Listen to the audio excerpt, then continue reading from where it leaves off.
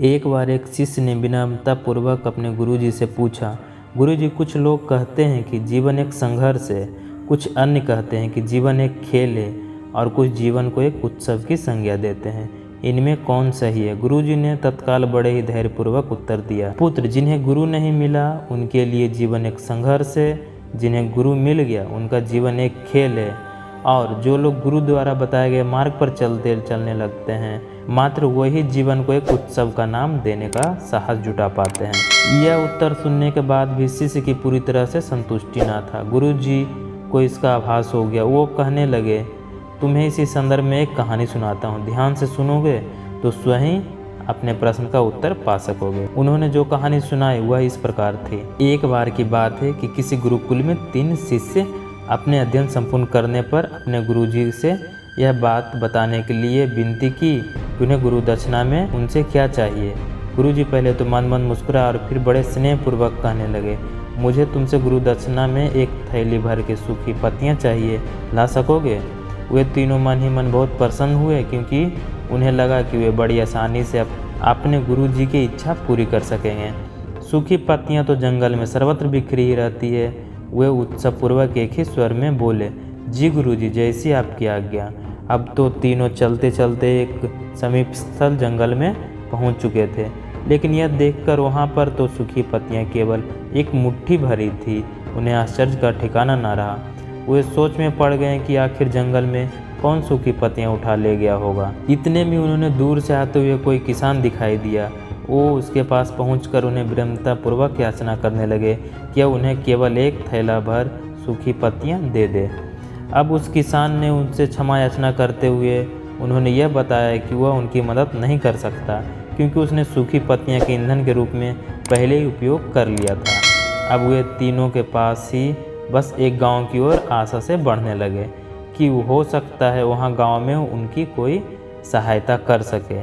वहां पहुंचकर उन्होंने जब एक व्यापारी को देखा तो बड़ी उम्मीद से उसने एक थैली भर सूखी पत्तियां देने के लिए प्रार्थना करने लगे, लेकिन उन्होंने फिर एक बार निराशा ही हाथ आई, क्योंकि उस व्यापारी ने तो पहले ही कुछ पैसे कमाने के लिए सूखी पत्तियों के देने बाना बेच दिया था।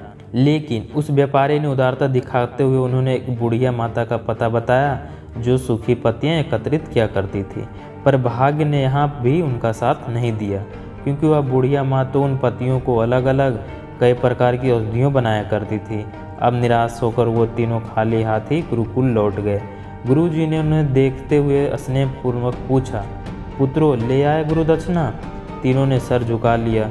गुरुजी दोबारा पूछे जाने पर उनमें से एक शिष्य कहा, गुरुदेव, हम आपकी इच्छा पूरी नहीं कर पाए। हमने सोचा था कि सूखी पत्तियां तो जंगल में सर्वत्र बिखरी रहती है, लेकिन बड़ी आश्चर्य की बात है कि लोग उनका भी कितनी तरह से उपयोग करते हैं। गुरुजी फिर पहले की तरह मुस्कुराते हुए प्रेम पूर्वक बोले, निराश क्यों होते हो? प्रसन्न हो जाओ, और यही ज्ञान की सूखी पत्तियों की व्यर्थ नहीं हुआ करती, बल्कि उनके भी अनेक उपयोग हुआ करते हैं। मुझे गुरु दक्षिणा के रूप में दे दो। 3 शिष्य गुरुजी को प्रणाम करते हुए खुशी खुशी अपने घर की ओर चले गए। वह शिष्य जो गुरुजी की कहानी एकाग्रचित्ता होकर सुन रहा था, अचानक बड़े उत्साह से बोला, गुरुजी, अब मुझे अच्छी तरह से ज्ञात हो गया है कि आप क्या कहना चाहते हैं। आपका संकेत वस्तु इसी ओर है, ना कि जब सर्वत्र सुलभ सूखी पत्तियां भी निरार्थ या बेकार नहीं होती, तो फिर हम कैसे किसी भी वस्तु व व्यक्ति को छोटा और महत्वहीन मानकर उसका तिरस्कार सकते हैं। चींटी से लेकर हाथी तक और सुई से लेकर ताकतवर सभी का अपना अपना महत्व होता है। गुरुजी भी तुरंत ही बोले, हाँ पुत्र, मेरे कहने का भी यही तात्पर्य है कि हम जब भी किसी से मिले तो उसे यथा योग्य मान देने का भस्कर प्रयोग करें, ताकि आप में स्नेह, सद्भाव, सहानुभूति एवं सहिष्णुता का विस्तार होता रहे और हमारा जीवन संघर्ष के बजाय उत्सव बन सके। दूसरे, यदि जीवन को एक खेल ही माना जाए तो बेहतर यही होगा कि हम निर्वैच, स्वस्थ एवं शांत प्रतियोगिता में ही भाग लें और अपने निस्वार्थ तथा निर्माण को ऊंचाई के शिखर पर ले जाने का अथक प्रयास करें। अब शिष्य पूरी तरह से संतुष्ट था। अंततः मैं यही कहना चाहता हूँ कि यदि हम मन, वचन और कर्म इन तीनों ही स्तर पर इस कहानी का मूल्यांकन करें तो भी यह कहानी खरी ही उतरेगी।